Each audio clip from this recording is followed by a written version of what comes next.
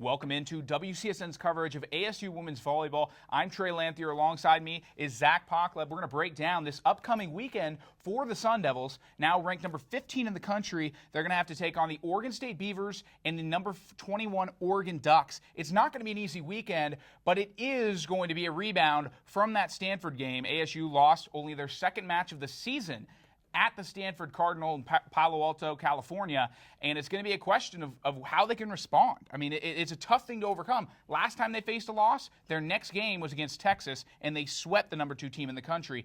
But now, having to take on some Oregon opponents could be a little tricky, Zach. Well, yes, Trey, they're a very young team, and it'll be interesting to see how they come back from their second loss. It's their first time being swept in straight sets. Usually they're the ones doing the sweeping. And then on Friday, they will be playing the Oregon State Beavers. Oregon State hasn't really played anybody of a high caliber. They haven't beat anybody great. So I think Arizona State will take care of them easily. The Beavers are very reliant on their outside hitters, Lila Toner and Laura Shout. And that them being one-dimensional, should work against them, and Arizona State should sweep them easily.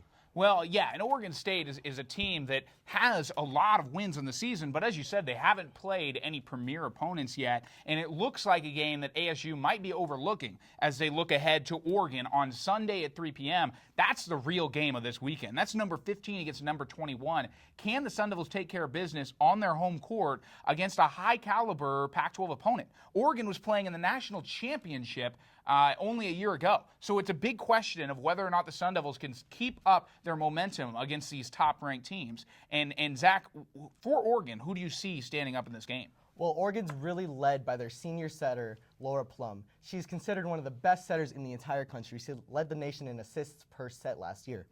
And Oregon runs a very, very fast offense. It'll be the fastest Arizona State has seen all season. And with Arizona State's very young blockers, Bree Bailey being a freshman, Kizzy Wiley being a freshman, it'll be the first time they're seeing this speed of a ball. And Laura, so you think that even faster than Stanford? Oh, much faster than Stanford. Much faster than Stanford.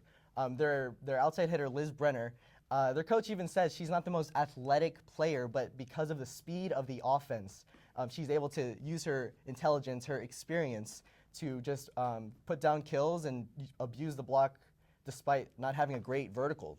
And for the Sun Devils, who do you think needs to step up defensively? I mean, we've seen a lot of players in this ASU rotation. The depth this team has really been a big factor in why they've made their way up to number 15 in the country. The question becomes, in games against tough offenses like Oregon, can ASU's depth stand up, and who do you think exactly will fill in those shoes? Well, I think who will be key is Kizzy Wiley in serve receive. She seems to struggle a little bit getting used to the serving from the college level, and that has taken Arizona State out of their offense. And if you don't put pressure on a team like Oregon and let them get into a smooth transition and let them run their fast offense, you're not going to have success against the Ducks.